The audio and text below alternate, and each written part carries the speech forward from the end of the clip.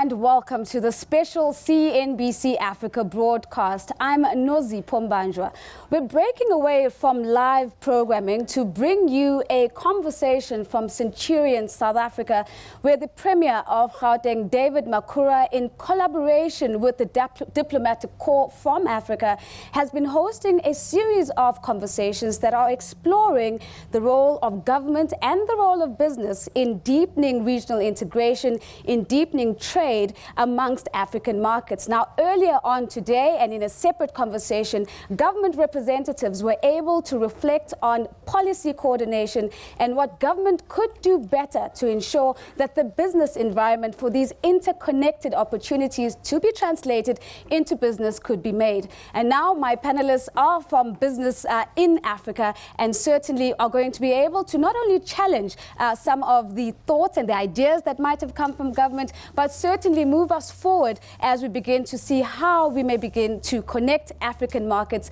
deeper and in a way that is far more profitable than we've seen before. Ladies and gentlemen, I'd like to introduce my panelists. We're joined by Diana Games. Diana is the CEO of Africa at Work. She's also the Executive Director of the Nigeria-South Africa Chamber of Commerce, and no doubt will be bringing some interesting insights in that capacity. We're also joined by the CEO of the South African Capital Equipment Export Council. That's Mr. Eric Brueggemann. And of course, Eric is really going to be weighing in on the export opportunities to begin to see not only South African goods moving into the continent, but certainly whether there is potential to see more goods from other African markets coming into South Africa. Joining us as well is the chairman of CMA Investments and the co-founder of the ABN Group, Mr. Rakesh Wahi, with extensive experience of building multiple businesses in multiple countries in Africa. We're certainly going to get a good understanding of the experience of doing government business on the ground. And last but certainly not least, we're joined from the Harith Group by Pule Molebeledi. Pule is the Executive Director responsible for investor relations and communications. And of course, we know that the Harith Group plays a critical role in translating infrastructure funding opportunities into real business. Thank you very much for making the time to join us. Now, Diana, one of the key things that have come out from the earlier conversations is that we really need to identify strategic partnerships and have strategic conversations between business and government. As the Executive Director of a very important Chamber of Commerce, what are some of the key insights that you've already begun to see coming through in terms of the kind of partnerships that we should be looking to have between business and government? Well, to start, I would say that this issue of public-private partnerships, it's certainly a narrative that has been going on for a long time. You hear it a lot, but I think it hasn't really been interrogated. What does that actually mean, and who's playing what role? And I think that's been a weakness of that notion is, the private sector is on one track, government is on another track, and it's not as easy as it sounds to somehow just to bring those parties together. And, business itself is not one unit of anything, so that it makes it difficult. Governments there's I would argue, an inherent mistrust still between governments and the private sector, certainly big business. And I think that has stood in the way of the kind of engagement that should be happening. There's a lot of bureaucracy. We talk about intra-African trade. One of the issues, unfortunately, is that the countries are not doing enough to make it easy to trade goods. So that is why our trade levels are so low. And investors want to trade regionally. They're no longer really looking at national markets unless they are very big, South Africa, Nigeria in particular. So I think there's a lot more that could be done. The question is, the engagement has to be real, and I think that is starting to shift. I certainly have seen a greater willingness from both sides to appreciate each other's problems and each other's priorities, and I think that's important.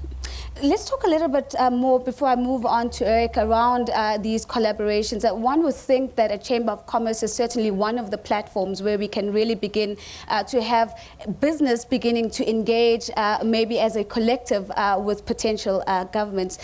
And in that regard, what are some of the key impediments that you could identify and say, if we could strategically and critically focus on these 2 or 3 impediments, we might begin to have real engagements that actually shift the experience of doing business?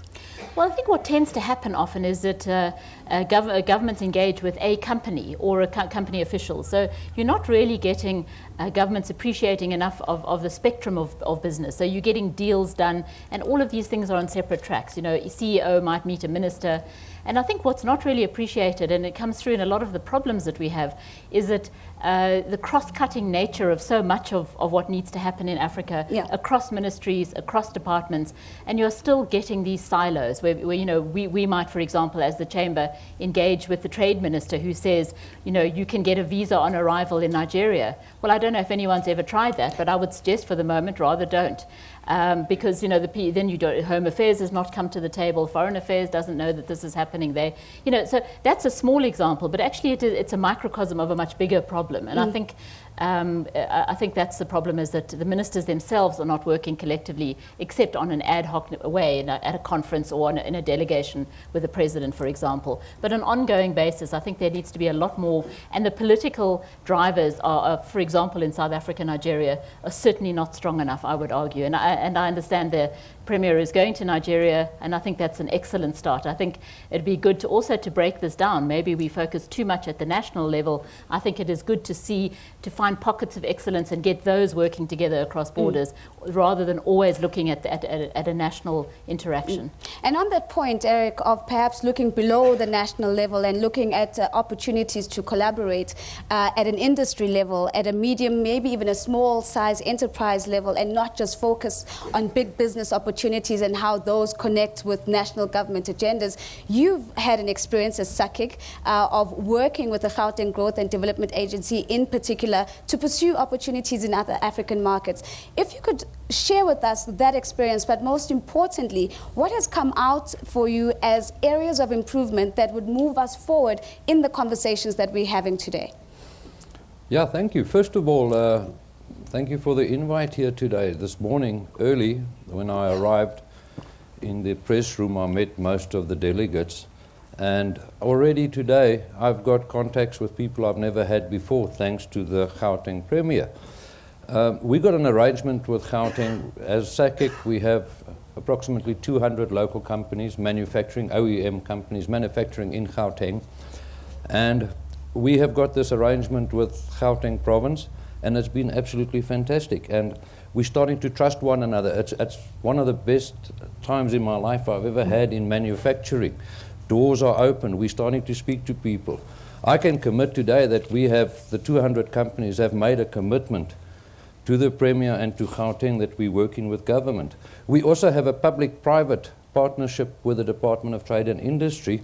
And although the trade and industry is a bigger government and they look over the whole country, we have a very good relationship with them. I think as an export council, as SACIG, or as the CEO of SACIG, it's my duty to encourage members to export. We were speaking earlier from the gentleman from the DRC. We're going there in 2 weeks or 3 weeks' time. We're going to show in the DRC. Many of our members are doing business in the DRC. On the mining side, we do an incredible amount of business in Namibia. I went with the Premier to Namibia. 2 weeks after Namibia, one of our companies invested in Namibia. And it was a matter of a phone call to the right person, the work permits were done, and suddenly the doors were open. I think we're not talking enough to one another. And I think the Premier has made it available to us today and in the last 6 months or 8 months that we've been dealing with him to actually speak to one another. Their doors are open. If we have a problem, we can do that. If they have a problem, they come to us. Just to give you an idea, we're taking 150 black young companies over the next 3 years, and we're going to integrate them into serious business to make them serious OEMs or level or tier 1 or tier 2 companies. We're taking 100 children at schools now in technical highs, and we're going to give them a proper apprenticeship training over the next 3 or 4 years. We're looking at the localization program so that we can spend more money locally within the Gauteng province. And at this point, maybe it's controversial, but to all the countries in Africa, we need to look at supporting one another and stop buying from China and India and everywhere else. We are exporting our labor, and the more we export our labor, the more difficult it is for manufacturing companies to manufacture. We need a bigger pie of Africa, and we, myself, my board at SACIC are 100% behind this. We'll work day and night to get this to work.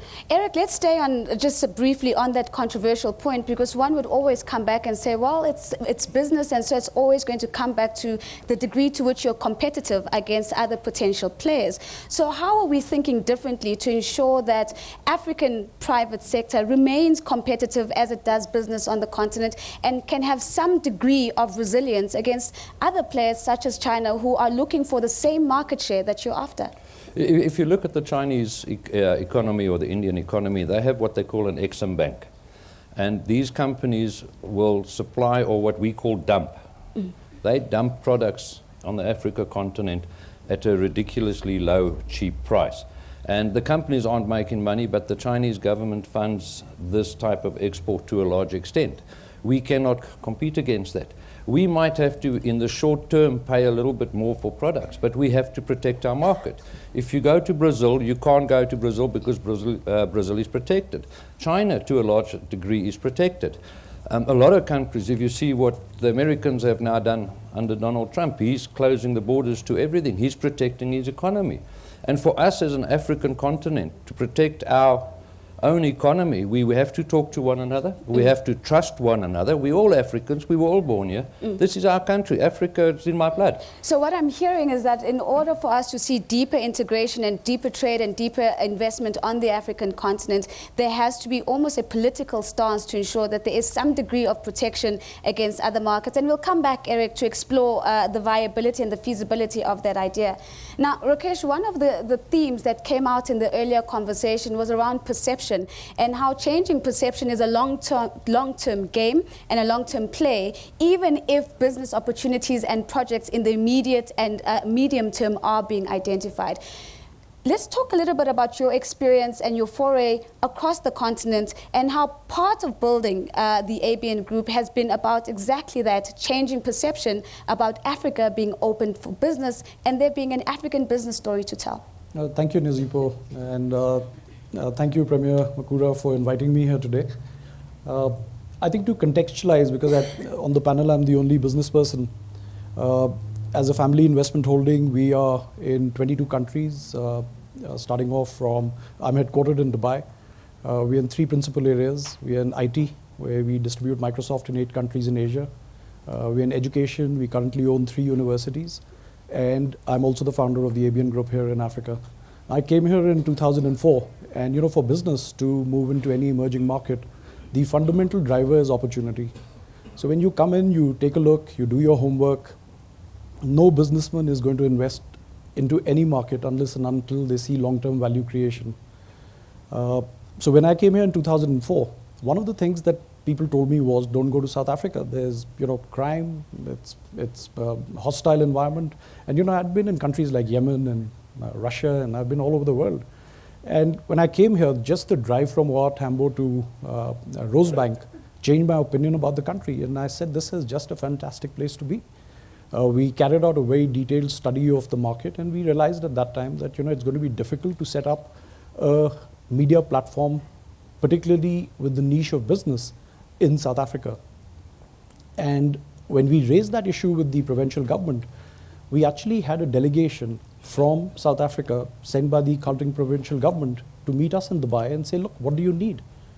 And as long as these demands are reasonable, we will try and make sure that you are able to come and establish. And we had a very pragmatic conversation with the government, and they actually set up the entire opportunity for us to be here. So I think this whole issue of perceptions that has been created, which is negative about the continent, is something that we all need to work towards. We've been working on this for the last 14 years on the continent.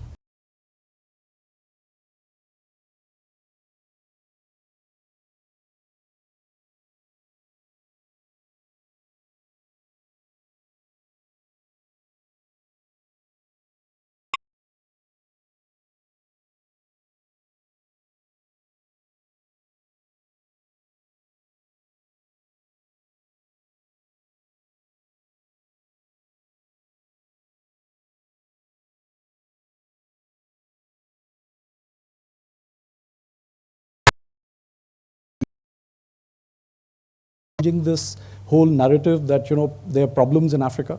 I don't see those. And we are continuing as a family to invest heavily across every country here. And again, Rakesh, I'm going to challenge you a little bit, because one of the earlier comments that came out was that we are seeing not increasing, but certainly sustained difficulty in terms of the movement of people and the acquisition and cross-border acquisition of skills in Africa. And this really just came down to the issuing of visas in the earlier conversation. Now, the media business that you run relies heavily on being able to navigate across the different African markets to really tap into the stories on the ground.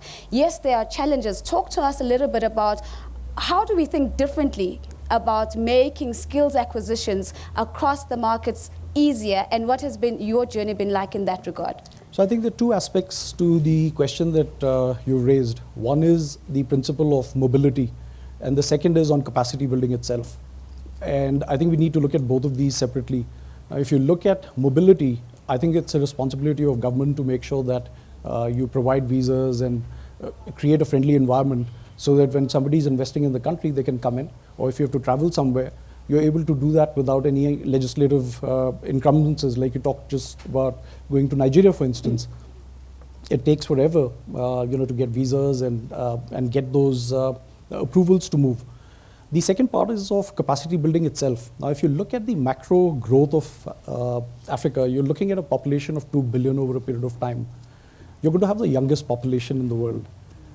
Now, I can talk about a country like mine, which is India. When the IT revolution took place in India, we were ready for it because we had created institutions to train people. So when the call centers and the BPOs and everything else came, we were ready because the people were already there. They had been trained and educated. So we need to actually work towards the second point more carefully. Now, the area where we are focused on largely is, if you look at the outbound student mobility from Africa, there's about 400 to 500,000 kids going every year to Western universities. About $15 billion goes out of Africa every year to educate kids in the Western world. Now, there's no reason why we can't set up these quality universities and institutions of learning and centers of excellence in Africa. So I think that's the responsibility where business needs to come in and help government create these centers of excellence, as we are doing. So we've just partnered with Lancaster University to set up a center of excellence for engineering and business in West Africa, headquartered out of Accra. We are looking at setting up a center of excellence for energy, which is going to be either in Rwanda or Uganda. We are currently still carrying out our homework. We are in close discussions with the provincial government in Gauteng that once the legislation in South Africa changes about foreign universities, we want to bring a world-class university here into South Africa as well. So I think it's business needs to meet its responsibilities. One of the things that I look at is that you have to be in business for the long term. Those days are gone when you could go to emerging markets and look at being a carpetbagger and making quick money. If you look at business in the long term, you will be able to overcome the challenges that we're looking at. So long-term, Pule, is certainly a phrase that is perhaps part of your everyday language, because if we look at what the Health Group does in terms of really being financiers and managing funds for large-scale infrastructure projects, a key theme from the earlier conversation, it has to be a long-term play. Now, let's talk a little bit around what does business want to see in order for us to be able to unlock the funding that's going to be so critical for the economic infrastructure that allows businesses across the African continent to become closer and to work more closely together. What are your investors insisting on as they put their term sheets together? Thank you very much, Premier, as well, for inviting us to this panel. For us, we've been investing in the continent for over 10 years right now.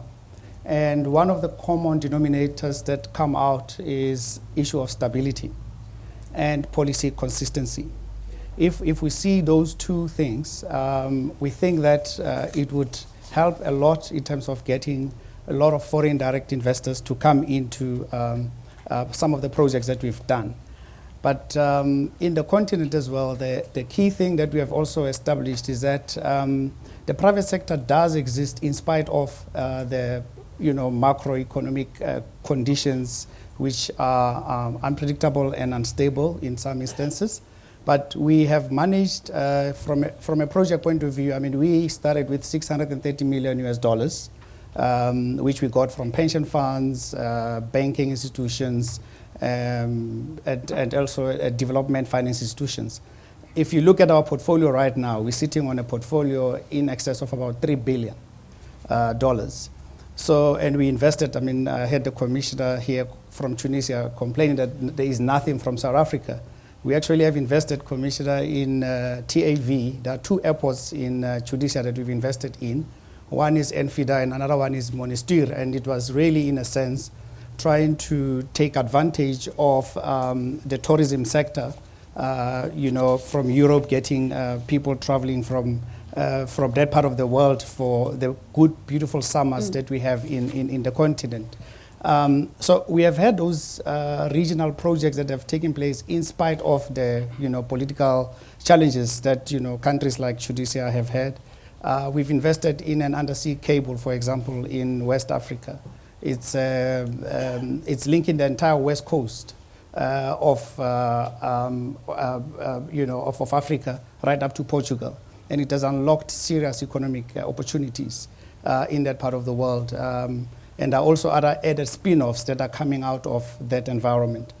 And strange enough, just a year after the Ivory Coast experienced its own problems, we also invested in a bridge. It's a 6.7-kilometer bridge in Abidjan, linking the 2 lagoons in that part of the one is Riviera and Makori, with 21 toll lanes. That, importantly, we did it a year after the Civil War. A very, very good project. We've got about 70,000 cars that are moving in that bridge. It has reduced the issue of mobility in Abidjan, and it has also added to economic activity in that part of the world. So in a sense, from us, we're saying that, despite all these macro challenges that you may experience in Africa, the private sector is still forging ahead. And it's still investing. There's no perfect market. There's no perfect condition. It's how you partner with the locals and how you structure your deals, and how you basically put a proper feasibility, a proper value proposition, right, that will basically help you as an entity looking into. But Pule, that very value proposition is going to be the backbone that, to a large extent, is going to determine whether the project is bankable or not. Now, key conversations earlier today is that Africa has an abundance of potential projects, but it's the bankability where we seem to see the deals falling apart. From your point of view, how do we engage with the issue of trying to ensure that we're improving the bankability of the opportunities on the ground? How would you see that take form and translate in a way that unlocks institutional investors into these big projects? Firstly, I agree with Mr. Wahi when he says, the era of, I'll paraphrase, the era of cowboys and cowgirls coming into Africa for a quick buck, in and out, is over. You need patient capital to basically invest in long-term infrastructure. You need to have, and then you must also identify projects that are relevant, which will meet and match the particular capital that you bring in. You will see there's been a mismatch in Africa. You will see a lot of people seeking to participate on the brownfields, which is the easier part, on the secondaries. But the core where Africa needs a lot of value is on the greenfields. And that's where the heavy lifting needs to take place. And for us, we are fortunate in the sense that, when we partner with your DFIs and also, the pension money, it is able to match the liabilities concerned and involved, and it is helping us to basically make sure that the project can emerge out of that deep J-curve quicker, and what have you. But importantly, there was a conversation, there was reference to the issue of project preparation. Project preparation is very key and is core. And I think if we as Africans can invest a little bit more of our resources in that part of project financing, we can unlock a huge lot of potential. But we, as an entity, we have, because we work with these various partners, we've unlocked a very deep pipeline of projects that are seeking to be unleashed. And we know they're going to have regional and also domestic impact. But we're waiting for... I want to quickly latch on to the point that you've made around the focus and endorsing the point around project preparation, because Diane, in your earlier comments, you said we need to revisit public-private partnerships as we know them. What would the new model potentially look like, and what would be fundamentally different from the way we're currently seeing the models being deployed in Africa? I think there's a couple of things. I think a key one would be capacity building. Pule, in fact, and myself were just at the African Finance Corporation event in Abuja earlier this week, and that came through very strongly that it's it's governments and companies themselves need a lot of capacity building to get projects to the point of bankability, and that has to be on the government side as well. There's a lot of hands in that model. There's a lot of foreign NGOs, civil society people, providers of energy, for example, and so on, who in that space. So there's a lot of talent, there's a lot of people that are delivering value in that chain. But I think it's more work needs to be done to a reality check. One, they still haven't got funding for it, and yet it's still out there for one reason or another. And Africa is littered with those kind of projects. I think one of the problems in my mind, and Pule might disagree with me, is too big. The bridge in Ivory Coast, I think that's a good example of something that can unlock value. Sometimes it's a small road between two places that can unlock value, and yet we're obsessed with projects like the Inga Dam power project. While people are still talking about Inga, there's all these energy projects linked to digital, linked to ICT. Is there fixation on legacy? Well, I think so. I think there is a bit of, the world has changed quite dramatically in the last few years in terms of ICT, in terms of solar power, alternative energy, etc. And all of those projects are being rolled out quite quickly across the continent.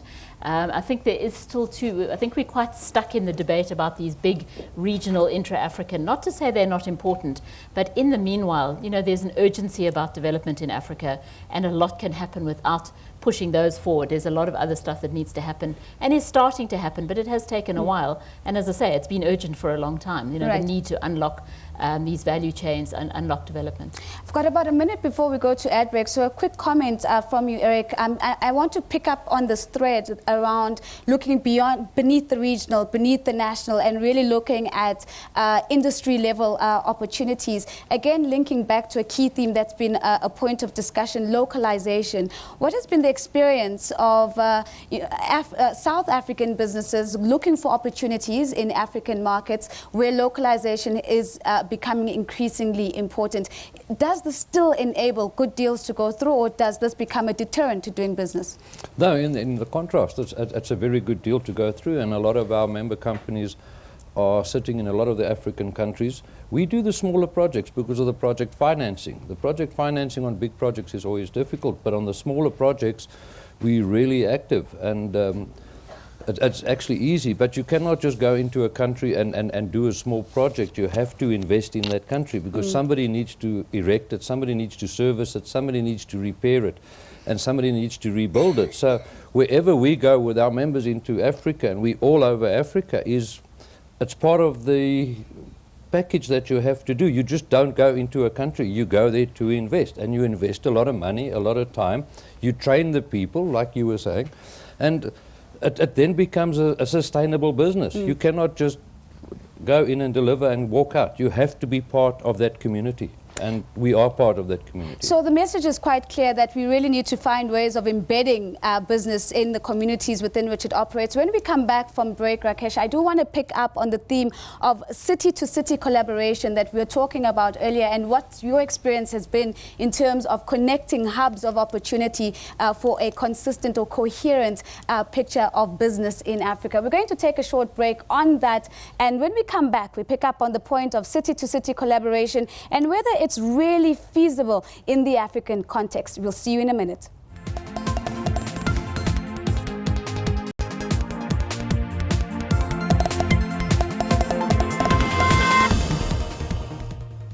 Welcome back. If you've just joined us, we're coming to you live from Centurion in South Africa, where the Premier of Gauteng, David Makhura, has decided to sit down with the diplomatic corps in a range of continuous conversations. This is not a once-off occurrence, conversations that have been ongoing for a while now, and the core focus of these conversations has been to explore how regional integration, trade and investment can be accelerated and deepened. Earlier conversations allowed government representatives to begin to shape their agenda and to put their key issues on the table. The business agenda is our issue of the day now, and one of the key issues we're picking up now is on city-to-city collaboration. Now, Rakesh, some beautiful examples were used: Johannesburg to Juba, Robben Island to Gorée Island, linking Katanga province to the Gauteng province. Let's talk a little bit about your experience of working across cities that are to a large extent the biggest drivers of industrialization in their various markets, and whether there's anything that can be done by business, by government, to ensure that those collaborations become increasingly more feasible. Nozipo, this is quite a complex conversation. This is not so easy, but I think one needs to look at this in the perspective not just of African cities, but you've got to look at it in the context of cities from around the world. Now, I've lived in Dubai for the last 28 years. And I think there's certain learnings that one needs to look at from even places outside of here. How has a country with absolutely no resources become one of the leading trading centers and financial centers in the world?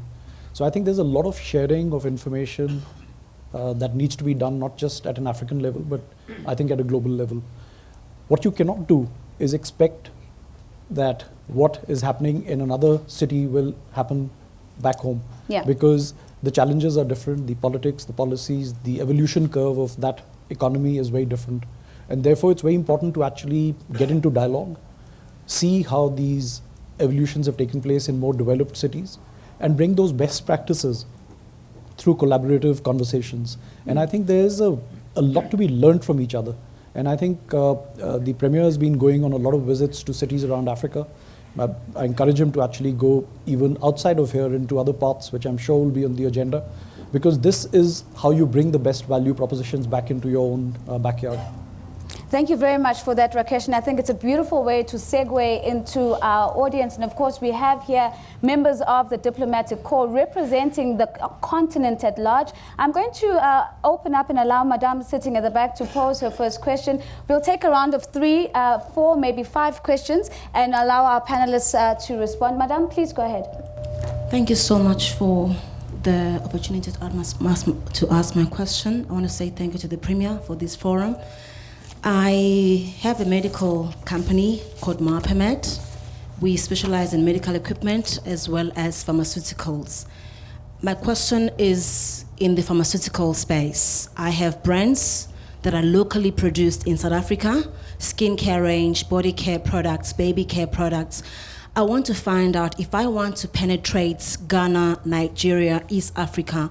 Maybe Eric can advise what is the platform that can help me get through there. Reason I'm asking is because I've tried using my own contacts to get my products through to these countries. However, I have to get my products registered in the countries for me to be able to operate legally and set up. Thank you. Thank you very much. Short and sharp and to the point. Madame, let's take the Madame right next to you, had her hand up. Please go ahead, ma'am.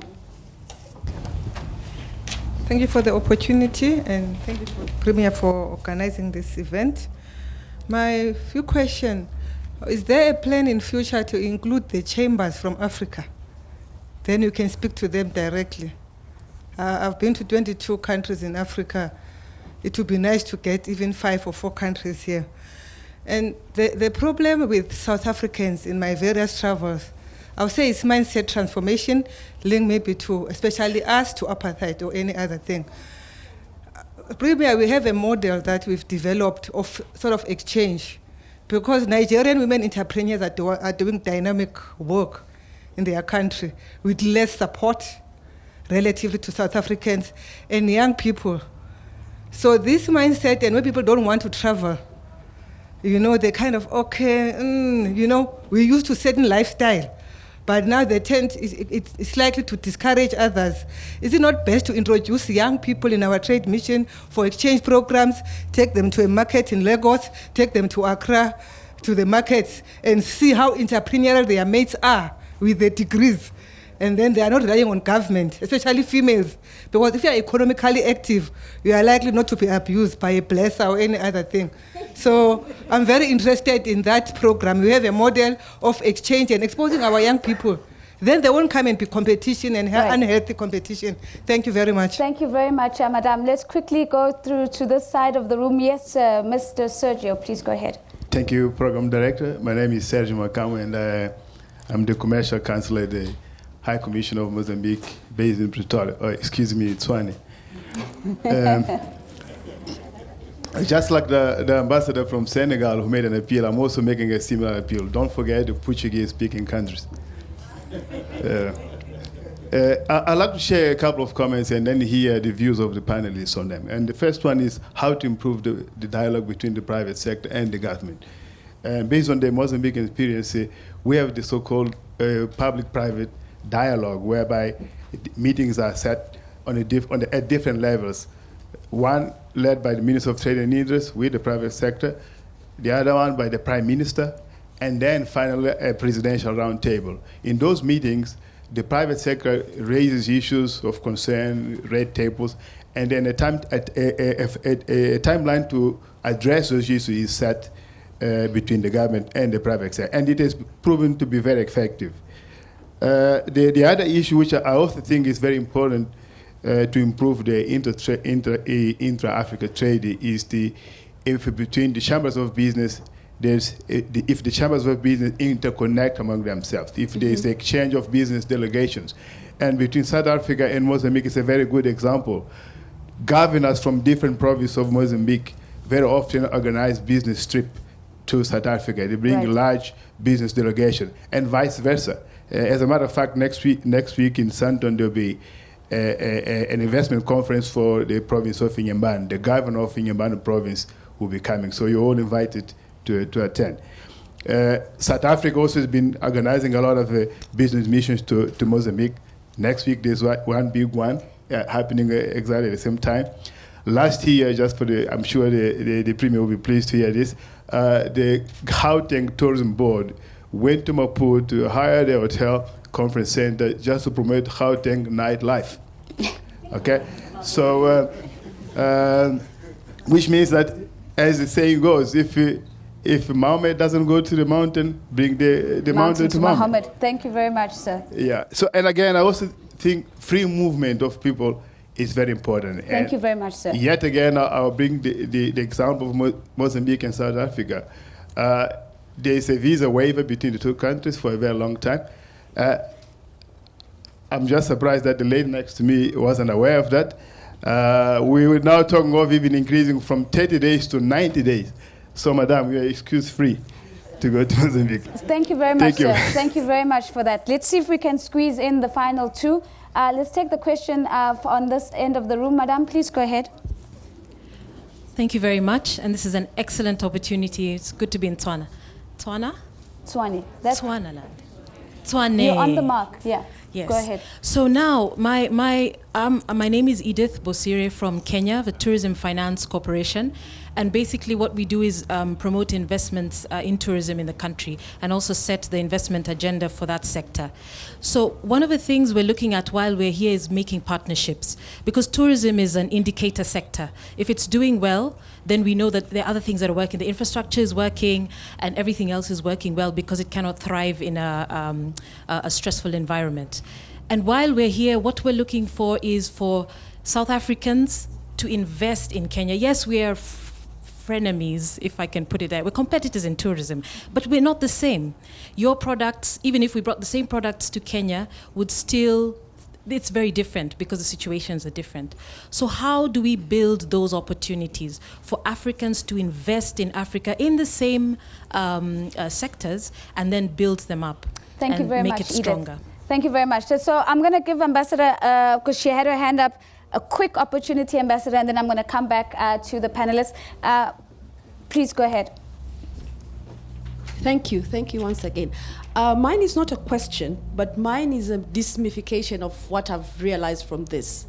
As the lady presenter was talking about breaking down of the different huge projects into small ones, we've got frameworks from the government perspective. We've got the South-South cooperation, where we emphasize what we are talking about here.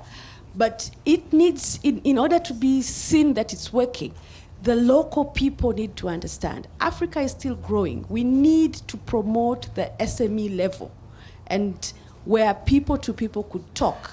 So in tourism, in infrastructure, we need to empower. And I really like the way the Premier called this, because in different government levels, the local government are the ones who encounter with the people, the daily people. And by that, we could actually be able to have livelihood security at a household level. And because you hear people talking about economies have grown for 7%, and so, but people don't have money in their pockets, and it means nothing. It's President Magufuli and President Zuma talking, but the local people on the ground, they don't feel it. So it's us at this level who need to actually translate what our leaders have said. Another note. Final. I feel so sad when we talk about French African country, French speaking, Portuguese speaking, English speaking African country. We have our own African language, Kiswahili, which is an official African language in the African Union. Tanzania, the president of Tanzania has recently offered South Africa that we are going to provide teachers. My first degree is in education. Arrange classes, I'll come and teach you, free. That's my contribution. So the next meeting, we could have Swahili being spoken here. Thank you very much. Thank you very much. Premier asked for results, so we'll have to see how many students are enrolled in for Swahili when we have this conversation next time. Now, Diana, there are a couple of two issues that I think you can respond to directly. The one being the chamber-to-chamber collaboration, and whether we are actually seeing that happen. And also, I think I would love to hear your thoughts on the suggestion of how to ensure that young people become more aware of how other young people are engaging within their markets, and are engaging with business opportunities within their markets as well. Right, just on the chamber-to-chamber, certainly I'm talking only now from the Nigeria perspective. We do have a lot of engagement with, there's a Nigeria-South Africa chamber in Lagos, mostly Nigerian companies. We do pass on a lot of opportunities, people looking for services or people to connect with in Nigeria. I would pass those on to them, and they would find their members that are, and the Abuja Chamber of Commerce. There's a lot of chambers in Nigeria. It's a very chambered country, if you like, a bit like South Africa.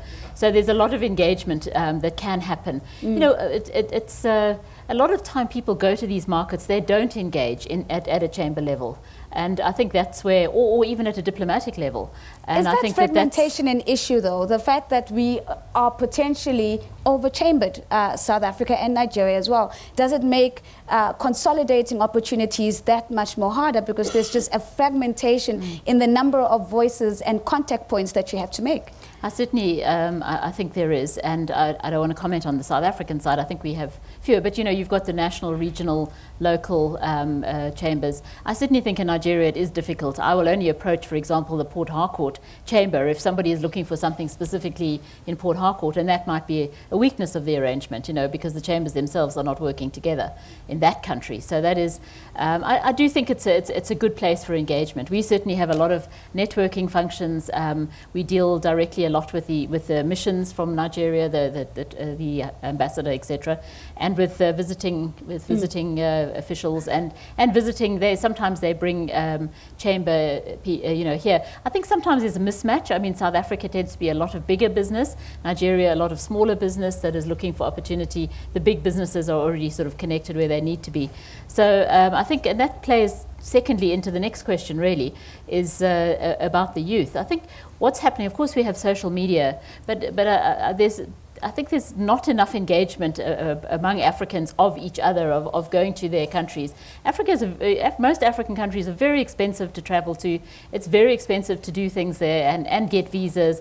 You know, a visa can be 1,000 rand. You know, a lot of young people don't have that sort of money. So I think there could be different ways of engaging. But importantly, we have a lot of foreigners in South Africa, and there's a lot of engagement that's not happening enough at that level. And these are people who are right here who are representing their countries in some way. And I think in South Africa we could do I know we've got specific problems around that at some level, but at many other levels we don't have. And that's an area where we could play to a lot bigger engagement and really tap into that. So certainly opportunity to deepen engagement there. Eric, I'd like you to pick up on a very direct question around tapping into opportunities for a pharmaceutical company that has to engage with a series of registration requirements. It raises a bigger issue of regulatory constraints that are different in each and every market. How have you navigated this, and what advice would you have for the business lady who's raised the question? With any product that you sell, whether it be in engineering or whether it be pharmaceutical, you have standards to meet. And every country has a standard. And for example, on your medical products, you have a food standard that you have, a FDA standard, and every country has their specifications. Some countries have different specifications than other. But it's a safety standard that you need on everything that you do. And unfortunately for people to go to a country, you have to meet the South African standards if you're going to manufacture it in South Africa, and then you have to meet the foreign country standards. But those standards are available at the South African Bureau of Standards. You can do it, you can have it tested, and once you have it tested, you can export it. For your particular product, there's an export council. If you don't know who to contact us afterwards, and we will help you. We'll put you in the right place to be able to export. But whatever you do, it doesn't matter where you export to the world, you have to meet a standard. And those standards are international standards, and every company needs to meet those standards. So I want to push back a little bit because what I'm also hearing is that there is a potential that regulatory standards are different within markets, and so it makes doing business that much harder because you have to conform to every single market and its specifications. Is there an opportunity to start thinking around regional standards, which then gives you access to standardization in multiple markets instead of having to, say, for example, look at 5 different standards before you can get your product on the shelf? They are. If you look at the EU standard, you can look at the German standard. They are international standards. If you meet the EU standard, you must probably have met every standard around the world. You might still have a different standard or an additional standard for a country, but it shouldn't be a problem. Yeah. You just have to meet the international standards on any product. If a country has a different standard, yes, you have to meet that too. Of course, and of course the question of quantity over quality and ensuring that what the domestic market expects is what comes in is a huge conversation worth having. Rakesh, I'd like to pick up on a word that Edith used, Edith from the Tourism Finance Corporation, as a way of delving into the question that she asked. She said, South Africa and Kenya, we're frenemies. And for me, that's really, it's an interesting phrase because as we talk about regional integration, we're almost assuming that every country in that region will rather put forward the region as an attractive asset class, as an attractive place to invest before they put forward the country individually. One, I'd love to hear your experience of this. You have businesses in East Africa, in both Kenya and Rwanda and other markets. Are you really seeing the region being put forward as the investment asset to invest in versus individual countries vying for the investment?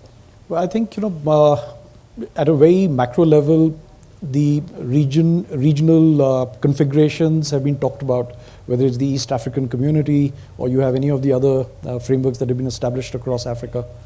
Now, it's very good to talk about these things, but when it comes down to specifics, every country has its own imperatives. Yeah. And everybody wants to attract FDI. So I think that's where the departure takes place.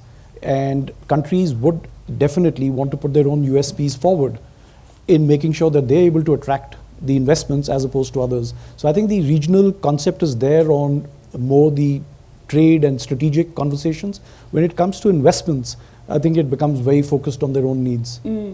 Is there an opportunity to reframe that conversation and to pivot that reality where competition for investment is still to a large extent happening on national lines?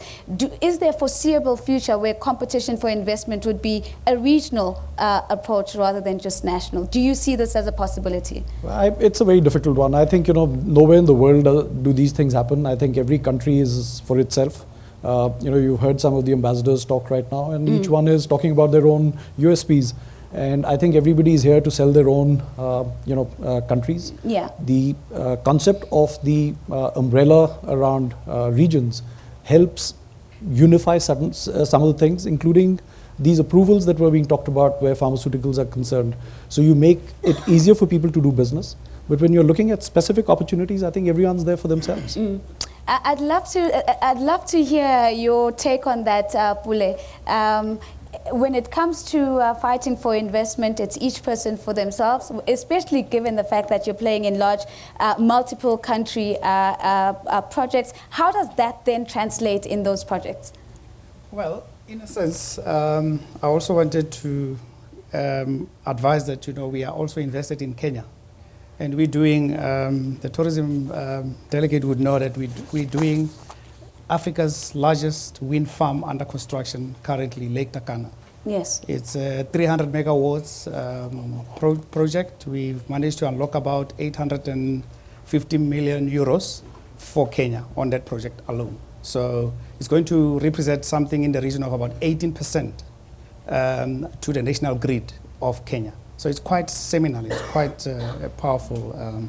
It's creating jobs. I mean, Turkana is a very, very poor area, a neglected area of Kenya. It's going to create a lot of developmental impact in terms of job creation, because there's transmission lines that needs to come in there, and also all sorts of other things that are in So there. what I'm hearing, Pule, is that the frenemy lines will disintegrate where there is a viable economic opportunity, not only from a social impact point of view, but from an investment return point of view. Absolutely. I mean, in addition to that, we're also invested in Rabai in Kenya as well. So the point is that I think we are not communicating as Africans. We're not sharing these important stories a lot. And also, we are using unfortunate narrative, or catchphrases, instead of doing those Afro, optimist or pragmatic, optimist words. We need to get into that environment so that, we can galvanize and mobilize, global capital, local capital, communities, governments, and the private sector to help, in terms of, providing this infrastructure deficit, because it's huge. It's growing in excess of about 100 billion a year. I mean, it's quite massive. And if you look at the opportunity that is there, it's quite beckoning, and we need to just, So we've got about 5 minutes, so I'll take maybe one or maximum two questions again from the floor. But before we go there, I just want to come back again on a question that I think we haven't actually quite reflected on. And this was the question, more of a comment that says, frameworks are in place, as you've said, Rakesh, South-to-South cooperation is in place, but how do we ensure that we embed local people in the process? Feasible, possible? Diana, your view? Well, I think the issue of local content is certainly a very much a growing area for governments, looking at how to unlock their national opportunities and, as you say, embed their nationals in these projects. And I think that is a kind of a partnership issue, to hark back to what we spoke about earlier. I think people are really looking for ways to leverage growth. I think we've been talking about it a lot. I'm really feeling a bit of a change in the last year or two, that things are starting to really happen, that governments and the private sector are talking more, and that they are understanding the priorities more. And the private sector, foreign investors, they're also buying into the concept of local empowerment more than they used to, because it makes business sense, not because they are necessarily in that mindset. So I think, yes, I think that is definitely feasible. So we've got one more opportunity for a final question. Madam, I'm going to take your hand there at the back. We'll take that as a final question before we come back to our panelists to respond and to begin to wrap. Please go ahead. My name is Bonaventura Hinda. I'm the commercial counselor at the Namibian High Commission. My question is for Eric Bergerman. Between the DTI and the Ministry of Industrialization in Namibia, we have got a cross-border value chain committee working on basically advancing industrialization and also helping the imbalance of trade between countries. Now here I'm giving an example between Namibia and South Africa, but this is actually also based for or applicable to the rest of the continent. How does the private sector come to the party in terms of making sure that the industrialization drive or assisting other countries that are less industrialized to come to the party and to be able to export products back to South Africa so that it's not just a one-way flow because of the fact that South Africa is the most industrialized country. Thank you very much for that. Thank you very much. So a quick one from you, Eric. So inward flow of investment based on supporting industrialization efforts in other markets. Are we seeing this happening? Oh yes, most definitely we're seeing it happen, and we're seeing it happen in a lot of African countries. For example, Namibia, there are people going to Namibia, but you must remember that the private industry will only invest in a country if there's an opportunity to grow and an opportunity to make money. And once that happens, they will invest in that country. So they start off by selling a product into a country. That product grows, the business grows, suddenly they put up a factory, they start manufacturing, and in a lot of cases they manufacture in different countries and re-export back into South Africa because they have got the facilities in different countries. So it is happening. But for private sector, they will not just walk into a country and say, well, we're going to set up a factory, we're going to train people, but we haven't got work. It has to be flowing. The work has to flow, and we invite everybody to speak to us because we have private industry really is interested and is really pushing for this. I'm going to see if we can't close this conversation in an exciting way. Now, one of the things that Pule said, and I could hear his irritation, is catchphrases that everybody uses when they talk about Africa. So, Pule, you will forgive me because we're going to go into a catchphrase moment. If we were to come up with a headline this evening that captures the perception of what business thinks about doing business in Africa is right now, what would your catchphrase or your headline be? I'm going to go with you, Diana. This is the only way I can get them to speak for 10 seconds. Go, Diana. Difficult but full of promise. Difficult but full of promise. Eric. We can't wait. We can't wait. Love it. Rakesh. The future is here. The future is here. Do few things right, but well. And on that note, do a few things right, but do them well. I couldn't have closed the conversation on a better note myself. It's been a robust engagement looking at the role of business in strengthening, deepening, and accelerating investment, trade, and regional integration. It's a hearty thank you to the Premier of Gauteng and the Diplomatic Corps for hosting this conversation. From myself, Nozi Pombanja, for CNBC Africa, thank you for joining us. Thank you very much.